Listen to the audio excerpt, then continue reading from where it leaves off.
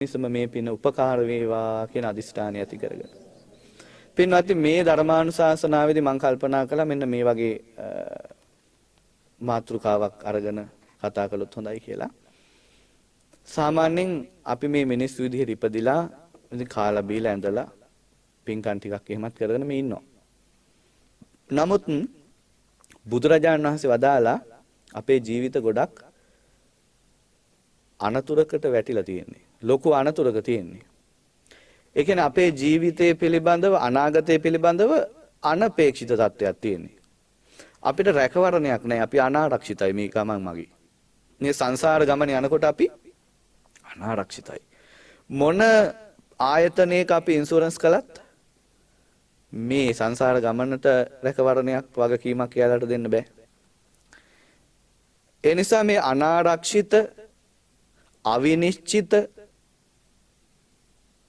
මේ ගමන මේ ජීවිතය අපි අසරණ මේ ජීවිතයේ ආරක්ෂා සහිත එකක් කරගන්නේ කොහොමද?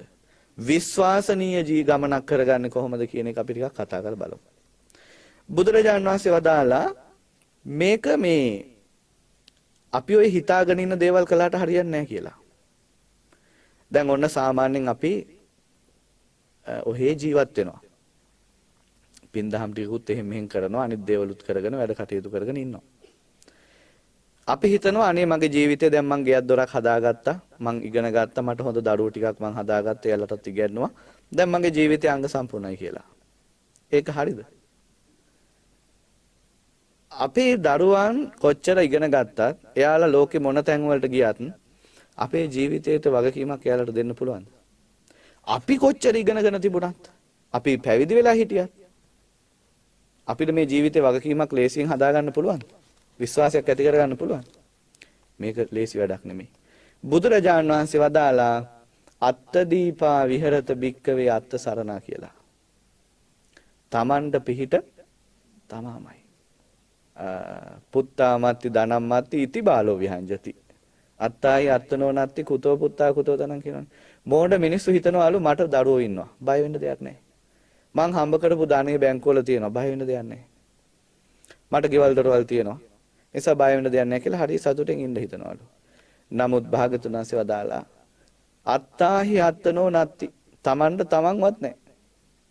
තමන්ට තමන්වත් නැති ලෝකේ කුතෝ පුත්තා කොහෙද පුත්තු?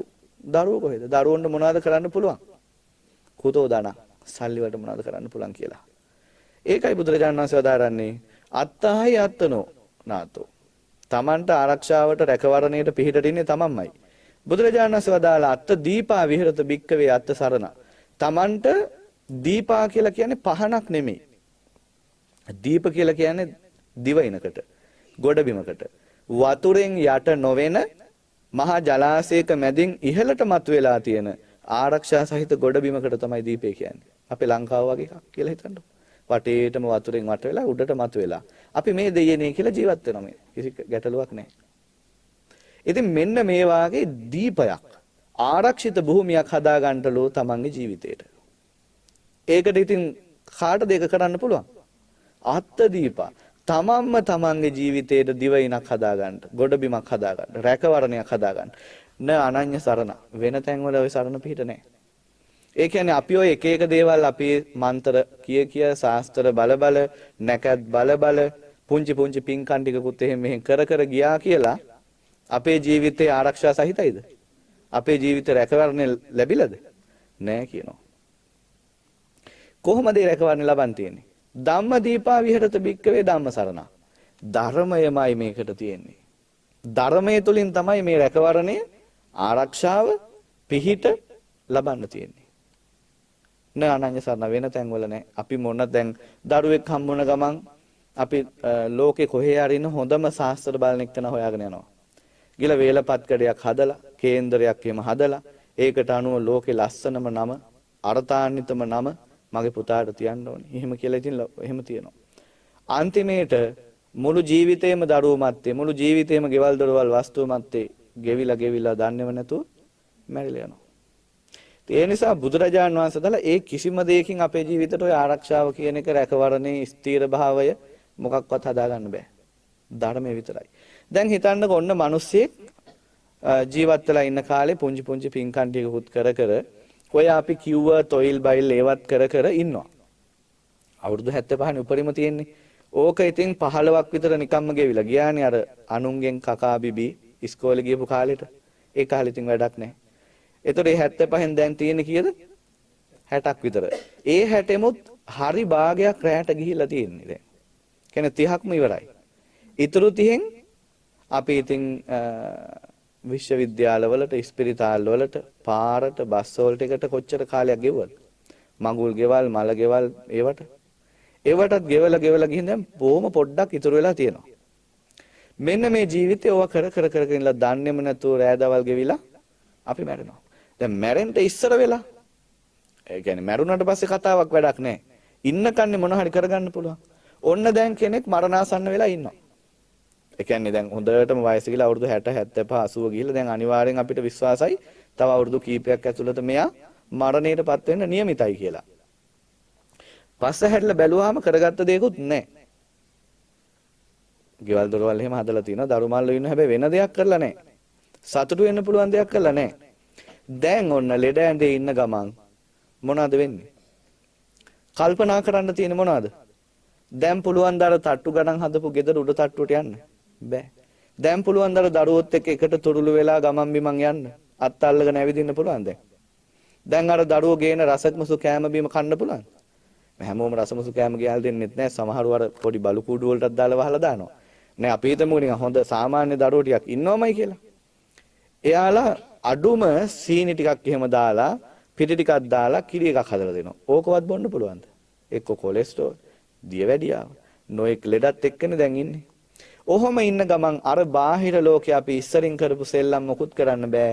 දැන් බොහෝම තනි වෙලා අසරණ වෙලා ඇඳටි වෙලා ඉන්නකොට හිතන්න දෙයක් තියෙද?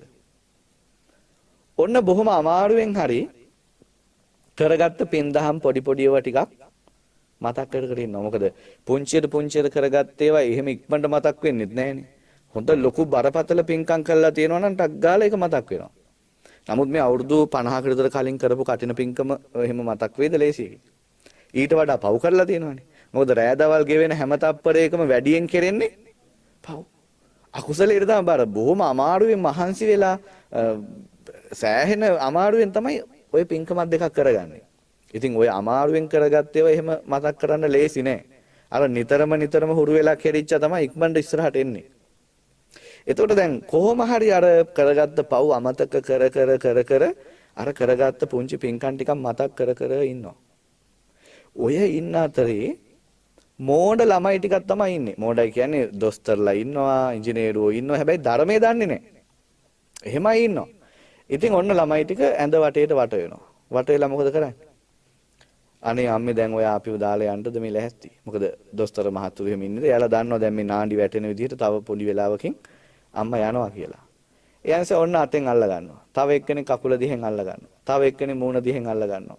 ඉතින් ඇඳ වටේ වට වෙලා මේ දරුවෝ 4-5 දෙනා ධර්මයේ දන්නෙත් නැහනේ.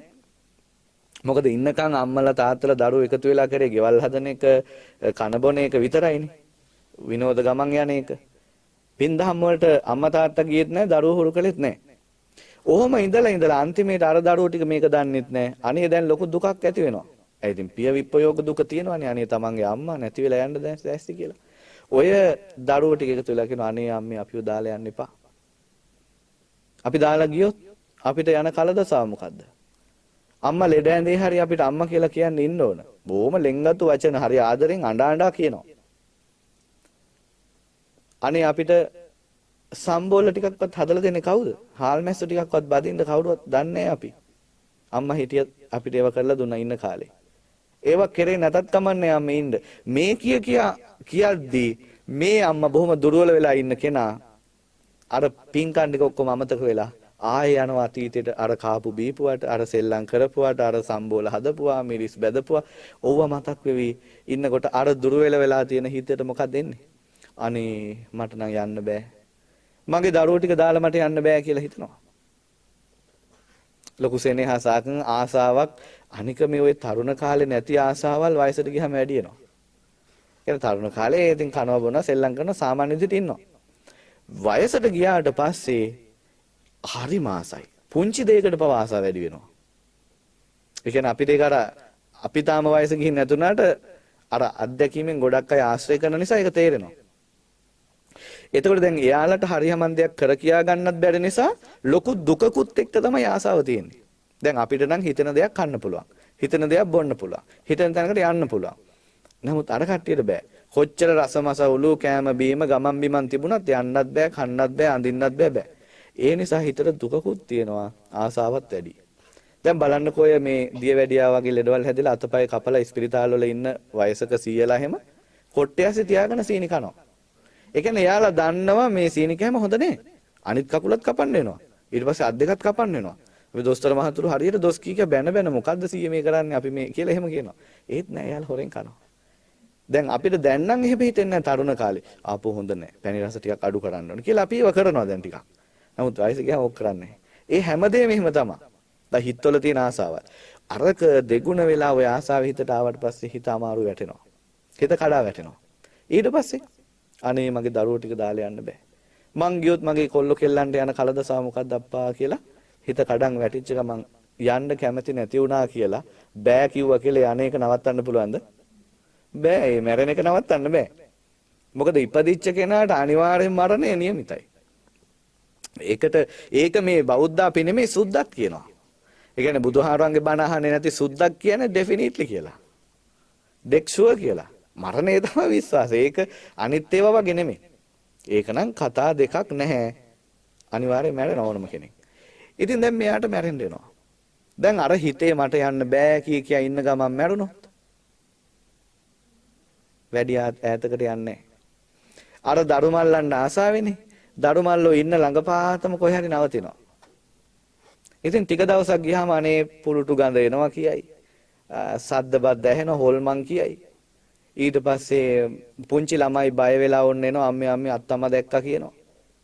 අම්මේ සීයා දැක්කා කියලා බය වෙනවා. ඉතින් මේකත් හරි ප්‍රශ්නයක්. දවස් දෙකක් තුනක් යනකොට ගෙදර මේ තරුණ අම්මයි පුංචි දරුවයි විතරක් ඉන්නකොට මහත්තයා වැඩට ගියපු වෙලාවට ඔන්න එකපාරටම මේ අත්තම්මා ඉන්නවා පේනවා කෑම මේසේ ඉඳගෙන.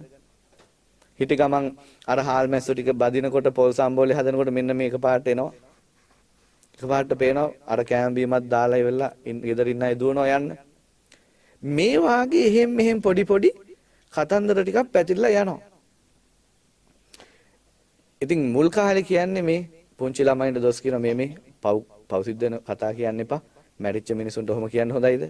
එහෙම කියලා. ටික දවසක් ගියාම ලොකු අයටත් මේක තේරෙනකොට අනේ ඇත්තනේ. මොකක් හරි ප්‍රශ්නයක් මෙතන තියෙනවා.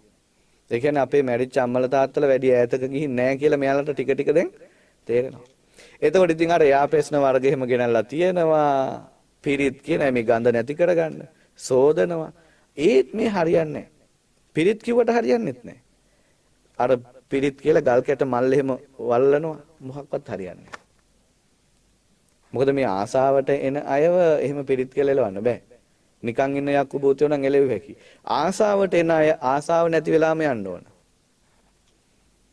පිරිතෙන් කාටවත් ගහන්න බෑනේ නෑනේ. පිරිතෙන් කියන්නේ ඔයාලා මේ දරුවන්ට කරදර කරන්න එපා.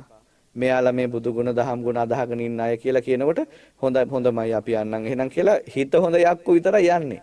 එහෙම කොහොමද අපි දෙකෙන් එකක් බේර ගන්නවා කියන යක්කුත් ඉන්නවා. එහෙම යන්නේ. ඉතින් එහෙම වුණොත් එහෙම. අනික දැන් මේ හිටපියෝ කියලා ඒ දවස්වල කියපු හින්දානේ දැන් හිටියේ. දැන් ඉතින් අර එන්නේ පොඩි එකාව මොන්ඩිසෝරි අරන් යන්න තමයි. ඒ ආවට පොඩි එකා බයයි. මොකද ඉස්සරින් අත්තම්ම නෙවෙයි දැන් පෙරේතෙක්නේ. මේ දැන් සම්බෝලෙම අනලා දෙන්න තමයි අර කිව්වනේ ඉස්සර. මේ හාල්මැස්සු ටික බදින්න තමයි මෙයා එන්නේ. ආවට දැන් මෙයත් එක්ක පුළුවන් ද හාල්මැස්සු බදින්න අපිට. මේ මැරිච්ච මල පෙරේතයත් එක්ක බෑ. අපි ඉතින් බය වෙලා දුවනවා. එතකොට දැන් එයා බලනවා අනේ මේ මොකද මේ? මට ඉන්න කිව්වා. දැන් මං එනකොට මේ දරුවෝ ටික යනවා යන්න. බය වෙනවා. අර කට්ටිය රහසිගතව කතා කරනවා මේ වැඩි හරියන්නේ නැහැ. මාතර පැත්තේ ගිහිල්ලා හොඳ කට්ටණි මහත්තයෙකුත් එක්ක කරගෙන ඇවිල්ලා අඳුනක් බලනවා කියලා හිතන්නකො. ඔය එක තියෙනවනේ යంత్ర මන්ත්‍ර. ඕවා කරලා ඔන්න දැන් අඳුනක් බලලා ජප කරලා අර මැරිච්ච මේ අමනුෂ්‍යෝ කොහොම හරි ඇදලා ගන්නවා කියන්නකො. එහෙම ඒවා තියෙනවා කියනවනේ. ඇදලා අරගෙන ඔන්න දැන් කතා කරනවා යත් එක්ක. දැන් ගෙදර ඉන්න මැරිච්ච අම්මගේ දුව හරි පුතා හරි හොඳම හිතවත්ම කෙනා තමයි අඳුන ඉස්සරහ තියන්නේ. තියලා කපු මහත්තයා කියන ඔයා විස්තර අහගන්න කියලා. දැන් අර ඕන් කියනකොට ඕන් දැන් එනවා අර අම්මා උඩට. දැන් කතා කරනවා. අම්මේ මාව අඳුරන්න බැරිද? මොකද ළමයෝ මට ඔහෙ වඳුරන්න බැරි. මගේ කිරි ටික බීලා, මගේ කුසේ හැදිලා, මේ මම හදපු මගේ දරුවා මට අඳුරන්න බැයිද? අනේ අම්මා එහෙනම් දැන් මේ මොකද මේ කොහෙද ඉන්නේ? හොඳ තැනකට ගියේ නැද්ද? කොහේ යන්නද දරුවෝ? යන්න බැරි වුණා. ඇයි? උඹලා එදා කෙහෙවලු ටික කඩාගෙන, හොටු කඳුළු පෙරාගෙන, අඬපු ඇඬිල්ල බලාගෙන, අර කියපු විලාප අහගෙන මට හිත හදාගෙන යන්න බැරි වුණා දරුවෝ. අහලා නැද්ද එහෙම කතා? ඒ නිසා මම නැවතුණා. ඉතින් අම්මා කොහෙද නැවතුනේ? කපු මහත්තයා කියන හිමීට අහගන්න. එයා කලින්ම මේවා සැලසුම් කරලා තියෙනවා. කොහෙද නැවතුනේ? වැඩි ඈතක නෙමේ පුතේ. මං උඹලගේ ජීවිතය දිහා බලාගෙන ඉන්නේ. උඹලා උදේ ඉඳලා හැන්ද වෙනකම් මේ දුක් විඳින හැටි, මේ දරුවොත් එක්ක කරදර විඳින හැටි, මේ ණය ගෙවා ගන්න බැරුව මේ මිනිසුත් එක්ක රණ්ඩු වෙනවා. මේවා මට ඔක්කොම පේනවා. මටත් හරි දුකයි. මමත් උඹලට උදව් කරන්න කියලා මේ ඊයේ පෙරේදත් ආවා. පොඩි එකව බලා ගන්න කියලා මං ආවා. පොඩි එකා බයේ දිව්වදුවේ. ඔයා හාල් මැස්සෝ ටික බදින වෙලාවේ මමත් ආවා සම්බෝල් ටික හරි අන්නලා දෙන්නම් කියලා. නමුත් දුවට මතක නැද්ද දිව්වා යන්න බය වෙලා. ඉතින් මම මොනවද කරන්නේ? උඹලා මට ඉන්න කිව්වා. උදව් කරන්න කිව්වා. මං ඒ උදව් කරන්න ආවට උඹලා මගෙත් එක පෑහෙන්නේ නැහැ නේද? මොකද කරන්නේ? මටත් ඉතින් කරන්න දෙයක් නැහැ. මම බලාගෙන ඉන්නවා පුතේ ළඟට වෙලා. කොතනද ඉන්නේ කියලා අහනවා. මොකද ඒක තමයි දැනගන්න ඕන. ඇයි අර ඉස්සරහ දොරට පාත් වෙලා තියෙන අඹ අත්තේ තමයි මං ඉන්නේ. කිව්ව ගමන් කපු මහත්තයා අර ඇදලා රම්බොක් ගාලා කුප්පියට දාගෙන ගහනවා කියලා ලැබියා. ජප කරලා ගිහින් දානවා මොහොතට. අන්න කරදරේ ඉවරයි. දැන් හොඳයිනේ. ඉන්න කිව්වා සම්බෝල අනන්න ඕන කිව්වා. හාල් මැස්සු බෙදලා දෙන්න කිව්වා. ළමයි ඉස්කෝලේ අරන් යන්න කිව්වා. ඔය තියෙන වැඩේ දැන්. බලන්න අර බොහොම අමාරුවෙන් කරගත්ත පුංචි පුංචි පින්කම් ටික මතක් කරගන්න අසරණ මිනිස්සයාව අර මෝඩ ළමයිට එකතු වෙලා තවත් අන්ත අසරණ කළා. ඊළඟ ජීවිතෙත් නැති කළා. මේ ජීවිතෙත් විනාශ කරලා නැතිබ්බේ. ඇයි පුංචි කාලේ ඉඳලා ඉතින් හදනවා වඩනවා ලොකු වෙලා දරුවන්ගේ දරුවෝ බලනවා ඕවනේ කර කර හිටියේ. නිදහසක් දුන්නේ නැහනේ අම්මලා තාත්තලාට. මන්නම් කියන්නේ තරුණ අම්මා තාත්තලා තමන්ගේ දරුවන්ව බලා ගන්න ඕනේ. අත්තම්මලා සියලාට ඒක දෙන්න හොඳ නැහැ. අත්තම්මලා සියලාට ඒ අවුරුදු 60ක් විතර ගියා 55 60 විතර යනකොට එයාලට නිදහසේ එයාලගේ පින්දහම් වැඩ කරගෙන හිත හොඳින් තියාගෙන ඉන්න නිදහස දෙන්න ඕනේ. අපි දන්නේ නැති දේවල් ගුරුහරුකම් එයාලගෙන් ගන්න ඕන. එච්චරයි. එතකොට එයාලා පුතේ අර පොල් කට්ට සිදුරු කරලා පොඩි එකව නාවන්න කියලා දෙයි. හැබැයි අත්තම්මට පොල් කට්ට සිදුරු කරන්න දෙන්න යන්න ඕනේ නැහැ. අර තරුණ අම්මා තාත්තලා ඒ ටික කරන්න ඕනේ. නැත්තම් තව පොඩි වැඩක් තියෙනවා. දැන් අත්තම්මලා සීයලා එකතු වෙලා මුණුබුරෝ ටිකක් හදනවනේ. මුණුබුරෝ ටිකක් හදලා එයාලට ආදරය කළා. ඒ පොඩි ළමයි අවුරුදු 15ක් විතරනකොට අත්තම්මා සීයලා මැරලා යනවා. ඒතර පොඩි එකාගේ හිතේ නිතරම තියෙන අත්තම්මගේ සුවඳ තමයි තියෙන්නේ. අත්තම්මා ගැන තමයි ආදරේ තියෙන්නේ. ඉතින් අත්තම්මා මැරිච්ච එක ගැන දුක් වෙවි තව අවුරුදු 3-4ක් ඉඳී ඊට පස්සේ ඒක අමතක වෙලා එයි. හැබැයි අම්මට චුට්ටක්වත් ආදරයක් නෑ. ඇයි අම්මගේ කිරි සුවඳ, දාඩිය සුවඳ මොකක්වත් දැනිලා නෑ. අත්තම්මා ළඟනේ හිටියේ. ඉතින් අම්මට කොස්සක් අරගෙන දෙකක් ගහයි. කරන්න දෙයක් නැහැ. තාත්තට ගහලා එළවයි. ඇයි අම්මයි තාත්තයි දෙන්න ගැන සෙනෙහසක් අර හිතේ හැදිලා නැහැ. ඉතින් අද කාලේ ගොඩක් එහෙම වාර්තා වෙනව නේද? ඔන්න දරුවෝ අම්මට පිහියෙන් ඇන්නා. ඔන්න වෙඩි තිබ්බා. ඔන්න තාත්තත් එක්ක ගහගත්තා. පිහියෙන් ඇන්නා. බෙල්ල මිරිකුවා. තාත්තගේ දේවල් හොරකම් කළා. අම්මගේ දේවල් හොරකම් කළා කියලා අහලා නැද්ද? ඒ ඇයි අර මුල ඉඳලා ආපු පෙර සංසාරේ කරුමක් තියෙනවා. රාජාසත්තට වගේ ඒවත් තියෙනවා. බෙස් ගොඩක් දුරට මේ ඔක්කොම කරුමෙට බාර දෙන්න බෑනේ. මේ අපි දැන් ජීවිතේ කරන සමහර දේවල් නිසාත් ඕක වෙනවා. ඉතින් අන්න අර ඉන්නකලු ජීවිතේ සමහරු විනාශ කරනවා. ඒ වයසක මිනිස්සුන්ට නිදහසේ පින්දහම් ටික කරගන්න දෙන්නේ නැතුව එයාලගේ දරුවන්ගේ දරුවොත් බලන්න දෙනවා. ඉතින් මේ ජීවිතෙත් විනාශ කළා. දැන් මෙයාලා මොකද කළේ? පරලොවත් විනාශ කළා. දැන් පෙරේත ලෝකෙක. දැන් කුප්පියට දාලා හිර කරලා ගිහින් හැංගුවට පස්සේ දැන් ලොකු තරහකින් ඉන්නේ. දැන් හිතන්නේ මොනවද? මුම් මට ඉන්නකොට හොඳක් කරගන්න දුන්නෙත් නැහැ. මැරිලා හොඳ තැනකට යන්න දුන්නෙත් නැහැ. අන්තිමේට මම මැරිලා යන්න ගියාම මාව අල්ලගෙන හිටපියෝ කියලා මාව තියාගෙන අන්තිමේට මාව අල්ලලා කුප්පියකට දැම්මා. හිටපල්ලකෝ. මං අල්ල ගන්නම්. කියායි අවුරුදු ගාණක් ඉඳලා බැරි වෙලාවත් ඔය කුප්පිය ගලකවත් වැඩිලා කැඩි දවසක ගියාට වඩා වේගෙන් එනවා. කොහෙද දෙන්නේ? තමන්ගේ පරණ ගෙට. ආගන්තුවාන සකන් ගරන්. තමන්ගේ පරණ ගෙට ඇවිල්ලා ඔය පිළිකන්න දිහාට වෙලා ඉඳගෙන ඉන්නවා. කොහේ හරි ගියේ අහුමුල්ලකට වෙලා ඉන්නවා. ඉඳගෙන මොකද කරන්නේ? ඉලක්කයක් එනකන් ඉන්නේ මේ මට කරදර කරපු මාව විනාශ කරපු අය අල්ලා ගන්න. මේ සැරේ නම් එන්නේ ඔය සම්බෝල හදන්න පොඩි එකා බලා ගන්න එහෙම නෙමෙයි බෙල්ලම මිරිකන්නම් කියලා. එතකොට විනාසයි. දැන් අර ආදරයට කියලා හිතුවේ අපි අම්මට ඉන්න කිව්වේ. ඒක තේරුමක් නැති වැඩක්. ඒක අපරාධයක්. එහෙම මිනිස්සු ඉඳලා තියෙනවා.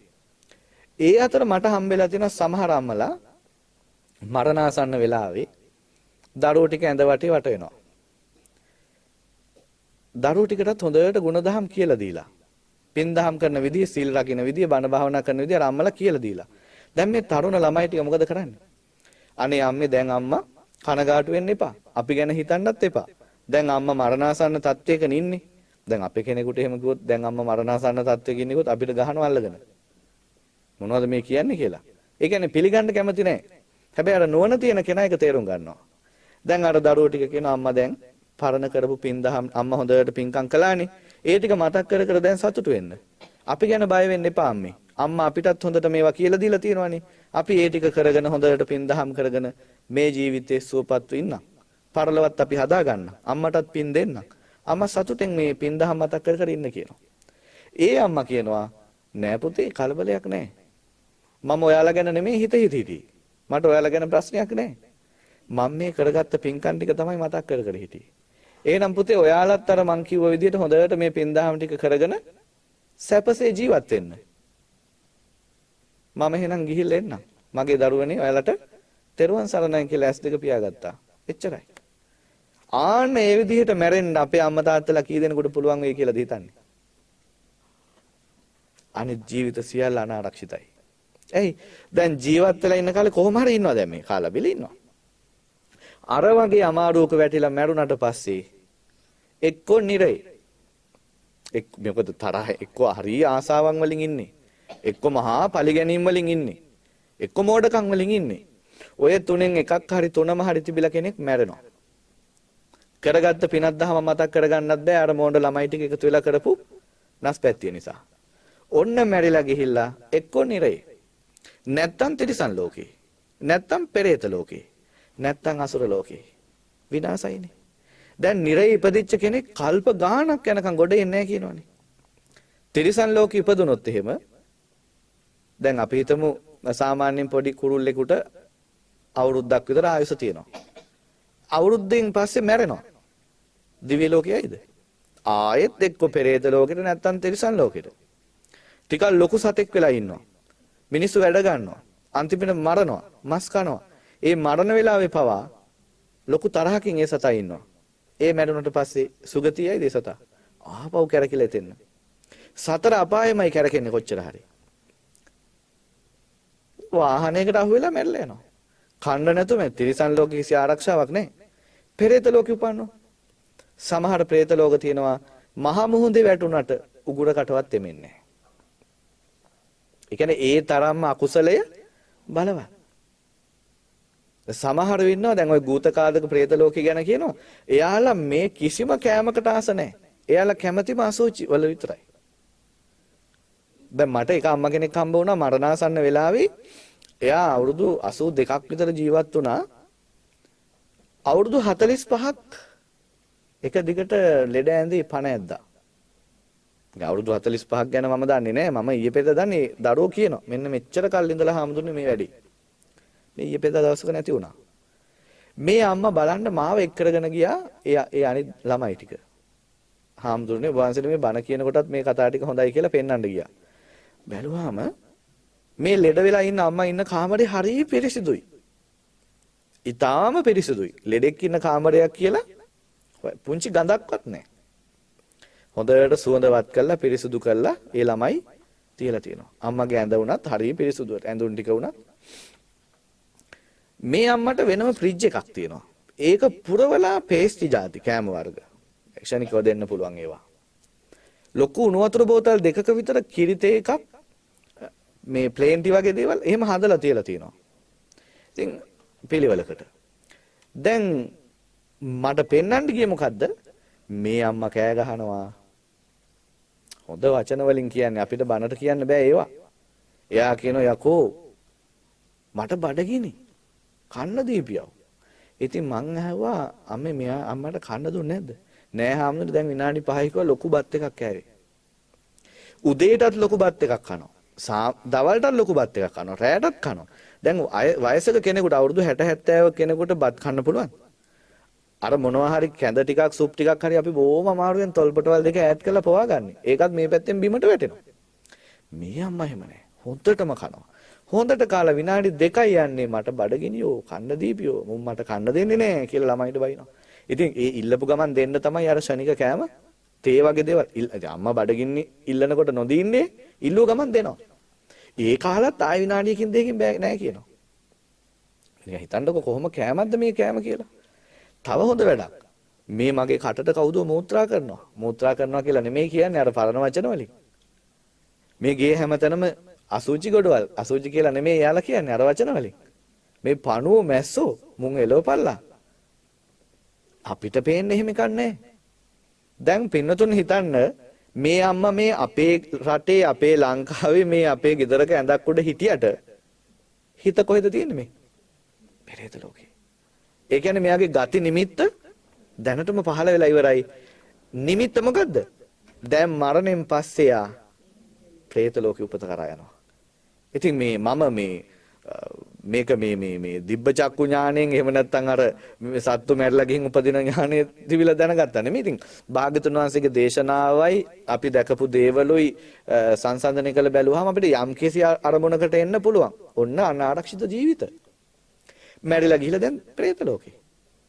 ඉතින් කල්ප ගණන් දුක් විඳ ඉන්නව ඇරෙන්න ගොඩේමත් තියෙයි කියලා හිතනවද? දැන් සමහර අය කියනවා හාමුදුරනේ ඉතින් අපි පිනුත් කළා තියෙනවා පවුත් කළා තියෙනවා. අපායේ ගිහිල්ලා පස්සේ ආයෙ ගොඩ එයිනේ. ඇයි පින් තියෙන හින්දා. ගොඩ එයි. හැබැයි කවදා ගොඩ එයිද කියලා දන්නේ නැහැ. ඒකයි වැඩේ. කල්ප කීයක් සතර අපායේ පැහෙන්න වෙයිද දුක් විඳින්න විදිහට දන්නේ නැහැ. ගොඩ එයි ඉතින්. කවුරුත් දේවදත්තත් ගොඩ එනවනේ දවසක. එනවා කවදායිද දන්නේ. අන්න බලන්න. සතර අපායේ උපන්නා කියන්නේ ජීවිතය අනාරක්ෂිතයි. දැන් අර තමන්ගෙම ගෙදරට ආවා දරුවොත් එක්ක ඉන්න කියලා හම්බුණාද ඉන්න? නෑනේ. අනාරක්ෂිත. ඔය දැන් තියෙන ආදරය, ඔය හුරතල් කතා මොකක්වත් එදාට වළංගු වෙන්නේ නැහැ. පිරිත් කියලා එලවන්න බලනවා. ගල් කැට වලලලා එලවන්න බලනවා. බැරි වුණොත් බෝතලයකට දානවා. අම්මා තාත්තලාට ඒ කාලේට ආදරය කරන්නේ නැහැ. දැන් ඔය ආදරයට රැවටෙන්න එපා කියලා මම කියන්නේ. කොච්චර අනේ අම්මේ නෑ අපි බලන්නම් කොට රැවටෙන්න එපා. පුතේ ඔයාලා ගැන බලා ගන්න මං ගැන බලා ගන්නම් කියලා අම්මලා ධෛර්යමත් වෙලා මේ පින් කුසල් ටික කරගන්න. ඒකයි වෙන්න ඕනේ. ඉතින් දැන් හිතන්නකෝ බුදුරජාණන් වහන්සේ වදාළේ මොකද්ද? ධම්මදීපා විහෙරත වික්කවේ. මේකට වෙන දෙයක් නැකත් බලලා වැළලුවා කියලා. මේ පාංශකුලේ තිබ්බේ කීයටද කියලා, සිකුරාද දවසක්ද, බදාද දවසක්ද කියලා ඒක අදාළ නැහැ. පාංශකුලේට සාමිනාසලා කී නමක් වැඩියද? වැඩක් නැහැ. මලමිනිය එළියට ගත්ත ඉස්සරහා දොරෙන්ද පිටිපස්ස දොරෙන්ද බිත්තියක් මැදින් කඩලාද එහෙමත් කරනවනේ. ඒ නැකත් වලට ඒ එකක්වත් වැඩක් නැහැ. මැරෙනකොටම එයා යන්න ඕන තැනට ගිහිල්ලා ඉවරයි. දැන් මේ මෙහි තියෙන මුත කලෙබරය ඔය වැලලුවත් එකයි පිච්චුවත් එකයි ඕක වෛද්‍ය විද්‍යාලයට දුන්නත් එකයි මොකක්වත් වෙනසක් වෙන්නේ නැහැ. එතකොට දැන් මේකට තියෙන පිළියම මොකද්ද? භාග්‍යතුන් වහන්සේ ධර්මයේ විතරයි. ඔන්න කෙනෙකුට බුදුරජාණන් වහන්සේ පෙන්නනවා ජීවත් වෙලා ඉන්න කාලේ ඔය යුතුයකම් ටිකක් කරනවා ඒවා මග හැරලම දානවා නෙමෙයි. එයා සාමාන්‍ය ජීවිතේ ගෙවාගෙන යද්දි හොඳට පින් කුසල් ටිකක් කරගන්නවා. ඒ පින් කුසල් අතර හොඳම දේ පංචසේක බල ටිකක්. පංචසේක බල කියලා කියන ඊටාම වටිනා ධර්ම කාරණා පහ. මේ පහ දිනු කරන මොනවද? සද්ධා, සීල, සුත, ත්‍යාග, ප්‍රඥා. මෙන්න මේ පහ පුරුදු කරනවා ඉන්න ගමන්. ශ්‍රද්ධාව කියන්නේ මොකද්ද? ඔව්. වැරදිනේ. අපි ඉස්සර කාලේ ඉඳලම හිතන්නේ තෙරුවන් කෙරෙහි තියෙන ඒක නෙමෙයි ශ්‍රද්ධාව කියන්නේ. ශ්‍රද්ධාව අමලට බුදුහාමුදුරුවෝ ගැන ශ්‍රද්ධාවක් තියනවාද? මොකක් නිසාද? බුදුහාමුදුරුවෝ දැකලාද? ඔව් බුදුහාරන්ගේ ගුණ කිමු. ඒව ගැන ඇයි අවබෝධ? ඇයි පැහැදෙන්නේ? අපි දැකලවත් නැති බුදුහාමුදුරුවෝ. කතා කළත් නැහැ. අරහං කියලා ගුණයක් තියෙනවා. අපි ඒක මොකද්ද කියලා දන්නේ නැහැ. අපි කියන්නේ ඉතින් රහසින්වත් පව් කළේ නැහැ. අපි දන්නවද ඒක ඇත්තම මොකද්ද වෙන්නේ කියලා? මොකද අපිට ප්‍රායෝගිකද ඒක? ඇයි විශ්වාස කරන්නේ දැකලවත් නැති කෙනෙක්ව? බුදුහාමුදුරුවෝ නෙමෙයි ඉස්සල්ලාම අපි පැහැදෙන්න ඕන ධර්මය ගැන. මේ ලෝකයේ ඉතින් බුදුහාමුදුරුවෝ මොනවද කියන්නේ? අනිත්‍යයි කියනවා. අපි ඉතින් මොලේ කල්පනා කරනවා අනේ මේකට ඇත්තට අනිත්‍යයිද? හොඳට බලනවා. බලනකොට අපිට තේරෙනවා අනේ ඇත්තනේ මේ අනිත්‍යයිනේ. ඇයි අනිත්‍යයි කියලා තේරුනේ? අපිට තේරුණා ඉපදිච්ච දවසේලා මේ වෙනකොට අපි හිටියට වඩා ගොඩක්. ඒක තේරුම් ගන්න ආයි ස්පිරිතාල වල යන්න ඕනද? ඉස්සර කණ්ණාඩියක් ළඟ ඉඳගත්තා නම් ඇති. පරණ ඇල්බම් එක බැලුවා නම් ඇති. ආයෙකට දඹදිව යන්න ඕනේ නැහැ. තේරුණාද? දැන් මිනිස්සු හිතන් ඉන්නේ බෝධිය තමයි බුදුහාමුදුරු ඉන්නේ. චෛත්‍ය ඇතුලේ. නැත්නම් විහාරකයේ ඇතුලේ. මෙහෙ නැත්නම් වෙන කොහේ හරි තැනක. එහෙම නැත්නම් දඹදිව බුද්ධ ගයාවේ. ඒ කොහෙවත් බුදුහාමුදුරුවෝ නැත. උන්වහන්සේ පිරිනුවම් පාලා දැන් අවුරුදු 2000 ගණනක් ගිහිල්ලා. බුදුහාමුදුරුවෝ ඉන්නේ කොහෙද? මේ ඉර පායන තැන, හඳ පායන තැන, හුලං හමනකොට මේ මහ පාරේ මේ තැන්වල මොලේ තියෙන තැන බුදුහාමුදුරුවෝ ඉන්නවා. උදේ පාන්දර නැගිටලා කණ්ණාඩි මේසෙ ළඟ ඉඳගත්තත් බුදුහාමුදුරුවෝ දකින්න පුළුවන්ද බැරිද? ඊයේ රෑ නිදාගත්ත මන්ද මේ කියලා කණ්ණාඩියෙන් බලනකොට පේන්නේ නැද්ද උදේම? මොකද්ද මේ වෙලා තියෙන්නේ කියලා? ඊයේ රෑ ලස්සන නිදියගත්ත මට දැන් මොකද්ද? මෙහෙන් මොනවදෝ ඇවිල්ලා. මේ පැත්තෙමුත් ඇවිල්ලා. මේ ඇස් වලිමුත් ඇවිල්ලා. ඕවා ඉතින් අනේ කොට්ටේ තිබිලා ගෑවිලාද? කවුරුවත් ගෙනල්ලා දාලාද? උඩින් වැටලාද නෑ මේ. කොහෙන්ද ඇවිල්ලා තියෙන්නේ? ඇතුලේ තිබිලා එළියට. ඉතින් ටක් ගහලා දුවගෙන ගිහලා හොද ගන්නවා. තව පැයක් වෙනකොට ආයෙනවා. මේක ඉවරයක් නෑ. එතෙන් මෙන්න මේක තේරුම් ගත්තොත් ඒ මනුස්සයාගේ හිතේ රාගයක් ඇති වෙනවද? අජ්ජත් කාය කායනුපස්සී විහෙරති. තමන්ගේ ශරීරයේ ස්වභාවය අනේ මේ එළියට එනේවා අනේ මගේනේ.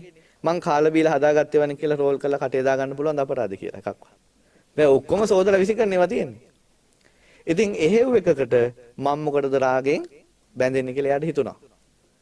එතකොට බහිද්දාවකයි අර පාරේ ඉන්න කට්ටියගේ මගේ මහත්තයාගේ නෝනාගේ දරුවන්ගෙත් ඔහොම තමයි. එහෙනම් එයාලා ගැන මම රාගයක් ඇති කරගන්නෙත් නැහැ. ද්වේෂයකට යන්නෙත් නැහැ. මෝඩකමෙන් මේක සැපයි කියලා ඇලෙන්නේ නැහැ. තේරෙනවා මේක අනිත්‍යයි කියලා. ඒ තේරිච්ච තැන තමයි බුදුරජාණන් වහන්සේ වැඩ ඉන්නේ.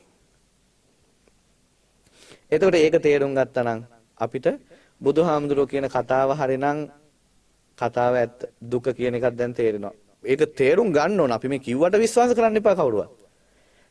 හිතලා බලන්න ගෙදර ගිහිල්ලා නිතර ඉන්නකොට බලන්න මේක ඇත්තට දුකද? අනිත්‍යද? අනාත්මද කියලා හිතනකොට අපිටම තේරුනොත් ඇත්ත නේනම් කියලා. එහෙනම් ඉතින් අපිට හිතෙනවා චතුරාර්ය සත්‍ය ගැන තේරෙනවා ඇත්තද? ඔව්නේ. බලන් යනකොට ඇත්ත. එහෙනම් ඉතින් මේක කිව්ව කෙනා හොඳ එක්කෙනෙක්. කවුද ඒක කිව්වේ? අන්න බුදුහාමුදුරුවෝ ගැන පැහැදෙනවා. ඊට පස්සේ ඉතින් ඕක අහලා හැදිච්ච මිනිස්සු කවුද? සංඝයා. උන්වහන්සේලා ගැනත් අය ප්‍රශ්නයක් නැහැ. කතන්දරේ හරිනම් අනිත් ටික හරි. ධර්මය ගැනයි පැහැදිලි. අපි ධර්මය ගැන පැහැදෙන්නේ නැතුව ධර්මය ගැන මොකුත් දන්නේ නැතුව ඔව් බුදුහාමුදුරුවෝ හිටියා කිව්වට හරියයිද? දඹදිව ගිහිල්ලා වැඳලත් වෙනවා මිනිස්සු. ඔය කිව්වට කවුද දන්නේ හිටියද නැද්ද කියලා කියනවා. ඕන් අපේ බෞද්ධකම. ඒක හරියන්නේ නැහැ. එතකොට ඒ ශ්‍රද්ධාව සීලය කියන එක අපි දන්නවා දෙවිහිමියෙන් සීල් රකින්න. අපි මේ වැස්සට පින්නට අවුවට කඩන්නේ ජීවිතේ ගියත් සීලය කඩන්නේ අර අම්මලා අහලා ඇතිනේ අර කවුද මේ විදුඩබගේ කතාව. සාක්කියෝ ඇවිල්ලා විදුඩබ මේ සාක්කියෝ ඝාතනය කරන්න විදුඩබ ආවා. ඇවිල්ලා විදුඩබ මොකද කළේ? සාක්කියන්ගේ බෙල්ලට කඩුව තියලා හැවුවා. ඔහෙ කවුද කියලා ඇහුවා. මං සාක්කිය කියලා කිව්ව ගමන් චරස් ගාලා බෙල්ල කැපුවා. ඊළඟ සාක්කියගේ බෙල්ලට කඩුව තියෙනවා. ඔහෙ කවුද? කෝලියෙක් කිව්වනම් බේරෙන්න පුළුවන්. හැබැයි සාක්කිය බොරු කියන්නේ නැහැ. ඇයි ඒ? සාක්කියෝ ගොඩක් අය වැඩි පිරිසක් සෝවාන් වෙලා හිටියේ. අනිත් මාර්ගඵල වලට ගිහින් හිටියේ. සෝහන් වෙච්ච අය ජීවිතේ වෙනුවෙන් බොරු කියන්නේ නැහැ. දිවි හිමියෙන් සිල් රකින්න. ඒ කියන්නේ ජීවිතේ ගියත් සිල් කඩා ගන්නෑ. ඉතින් එයා කිව්වා දැන් දන්නවා අනිවාර්යෙන් කිව්වොත් මොකද වෙන්නේ කියලා. හැබැයි එයා කිව්වා මං සාක්කිය කැපුවා බෙල්ල. මුළු ශාක්‍ය ජනපදයේම සංහාරය කළා. විදුඩබ. මේක සෝචනීය කතාවක් වුණාට අපිට අභිමානයක්. බෞද්ධයෝ හැටියට මේ ශ්‍රද්ධාව සීලය රකින්න අය හැටියට අපිට අභිමානයක්. ජීවිත පරිත්‍යාගයෙන් සිල් රකින්නවා. අන්න බලය. ශ්‍රද්ධා සීල සුත කියන්නේ මේ බණ අහන එකට. මේ බණ ආපහු සැරයක් මේ CD එකක් අරගෙන ගිහිල්ලා පටිගත කරගෙන නැවත නැවත අහන්න. ඒක හොඳයි. සුතේ කියන්නේ ඒකට. ත්‍යාගය කියන්නේ දන් දෙන එකට. අතෙන් ගිහිල්ලා මේ සුඩ තියලෙන එක විතරක් නෙමෙයි හිතෙනුත් මේ සුඩින්ම තියලෙන්න ඕන. ගොඩක් අය කරන්නේ අතෙන් ගිහිල්ලා දානි භාජනයේ පිටින්ම මේසෙන් තියලා හිතෙන් අල්ලගෙන යනවා. ලොකු හාමුදුරු හිටියෙත් නැහැ. පොඩි හාමුදුරු විතර හැමදාම බුද්ධ පූජාව තියන්නෙත් නැහැ කිය. එහෙම එපා. දුන්නා නම් දුන්නා මොනවා වුණත් කමන්නේ. පරිත්‍යාගය ඉච්චරයි. ශ්‍රද්ධා සීල සුත ත්‍යාග ප්‍රඥා කියන්නේ ලොකු දෙයක්. මේ ජීවිතේ තමන්ගෙම නුවණින් තේරුම් ගන්න පුළුවන් නම් අන්න ප්‍රඥාව. අන්න ඔය සීක බල ටික හොඳට පුරුදු කරගත්තොත් මොකද වෙන්නේ? මේකට බලයක් කියලා කියනවා. අපි ඔය වාහනවල එහෙම තියෙන මොනවද අස්ස බල කියලා. ඒ කියන්නේ එක තැනක ඉඳලා තව තැනකට යන්න පුළුවන් වේගය, බලය, තල්ලු කරගෙන යන්න පුළුවන් බලයක් කියන්නේ. සීක බල කියන්නේත් එහෙම જાතියක්. අර පහ හොඳට පුරුදු කළොත් මරණාසන්න මොහොත වෙනකොට මේ මහ පොළවට පයින් එකක් ගහලා උඩ පනින්න පුළුවන්. එහෙනම් මේක මේ මෙතන ඉඳලා වෙන පැත්තකට වීසික්ක වෙන්න පුළුවන් අපිට ලොකු බලයක් ඒක. වීසික්ක වෙන්නේ කොහෙටද? දිව්‍ය ලෝක 6න් එකකට නැත්නම් බ්‍රහ්ම ලෝකයකට. අපාය යන්න වීසික්ක වෙන්න ඕන නිකන් හිටියම දොස් ගාලා පල්ලෙහාට වැටෙනවා. සතර අපාය වැසිකිළියක් වගේ. ආයේ කරදරයක් නැහැ නිකම්ම ඩොග් ගාලා ඇතුළට වැටෙනවා. අර උඩට යන එකට තමයි බලයක් ඕනේ. අපි නිකන් කකා බිබී හිටියොත් මලාට පස්සේ නිකන් යන සතර අපායට. ඒකට මහන්සි වෙන්න මොකවත් ඕනේ. හැබැයි මේ මනුස්ස ලෝකෙටත් ඉහළ යනවා නම් මරණයෙන් පස්සේ යාට සීක බල තියනවා නම් පුළුවන්. මේ මනුස්ස ලෝකයේ ආසාව අතහැරලා මේකට සමුදීලා මරණාසන්න මොහොතේ කවුරු මොනවා කිව්වත් ඒව වැඩක් නැහැ. එයා හිත හොඳින් තියාගෙන අර සීක බල ටික මතක තියාගෙන තමන් කැමති සුගතියක හිත පිහිටව ගන්නවා. දිව්‍ය ලෝකෙක හරි බ්‍රහ්ම ලෝකෙක හරි හිත පිහිටවගෙන මැරෙනවා. මැරිච්ච ගමන් මොකද වෙන්නේ? නිදාගෙන ඉඳලා ඇහැරියා වගේ ගිහිල්ලා Taman කැමති සුගතිය උපදිනවා. ජීවිතය ආරක්ෂිතයිද නැද්ද? අස්ස. දිව්‍ය ලෝකෙක බ්‍රහ්ම ලෝකෙක උපන්න කියන්නේ මේ මනුස්ස ලෝකෙට වඩා ආරක්ෂා සහිතයි. මොකද ඒ කාලා බිලා සැප විඳින්න නෙමෙයි. එහි තියෙන සැපේට මත් වුණොත් මෙහෙට වැඩි අමාරුයි වැටෙනවා. මොකද මෙහි තියෙන සැප වගේ නෙමෙයි එහි සැප. හැබැයි මොලේ පාවිච්චි කළා අර ධර්මයේ පුරුදු කරපු සෝවාන් සකදාගාමි මාර්ගඵල වලටපත් වෙච්ච දෙවිවරු ඉන්නවනේ බුදුහාරවන්ගේ කාලේ ඉඳලා. ඒ අයව යාළුවෝ විදිහට අපිට ආශ්‍රය කරන්න ලැබෙනවා. ඒ යාළුවන්ගෙන් උදව් ගත්තොත් අනේ කොහොමද මේ සිල් රකින්නේ? අනේ කොහොමද මේ සමාධිය දියුණු කරගන්නේ? අනේ කොහොමද මේ ප්‍රඥාව දියුණු කරගන්නේ කියලා එයාලගෙන් ඇහුවොත් එයාලා අපිට කියයිද නැද්ද? අනිවාර්යයෙන්ම කියලා දෙනවා. මාරිස මෙන්න මෙහෙමයි සිල් රකින්නේ. මාරිස මෙහෙමයි සමාධිය. මෙහෙමයි මේ භාගතුන් වහන්සේ ප්‍රඥාව ගැන වදාළේ කියලා බුදුහාමුදුරුවෝ කියපු දේ හරියට මෙයාලා අපිට කියලා දෙනවා. මෙහෙනම් සමහරට වැරදි සමහර අය කියන ඒවා. එතකොට හරියට මේ ටික අහගෙන එහෙත් හොඳට පින් කුසල් දියුණු කළොත් මොකද වෙන්නේ? අපිට ඕන නම් නිවන් අවබෝධ කරගන්න ලේසි. එතකොට බලන්න ජීවිතය ආරක්ෂා සහිතයිද නැද්ද? ජීවිතයට ආරක්ෂාව හදාගන්න තියෙන්නේ ධර්මයෙන් විතරයි. ඒ නිසා මේ උතුම් ධර්මානුශාසනාව අවසානයේ හිතට අදිස්ත්‍රාණයක් ඇති කරගන්න. මේ ගෙවිලා යන තප්පරෙන් තප්පරේ අපි යන්නේ මරණය කලා. මැරෙන්න මොහොතකට කලින් හරි අපේ ජීවිතේ ගුණධර්මයක් දියුණු කරගන්න ඕන. සංසාර දුක නිවන්ට ඒකයි උපකාර වෙන්නේ. ආරක්ෂා සහිත ජීවිතයක් හදාගන්න ධර්මයේ විතරයි අපිට පිහිට වෙන්නේ. පින්වත් ඔබ හැම දිනාටම මේ උතුම් ධර්ම මාර්ගය දියුණු කරගෙන ආරක්ෂා සහිත ජීවිතයක් හදාගන්න වාසනාව ලැබේවා කියලා බොහොම කරුණාවෙන් ආශිර්වාද කරනවා.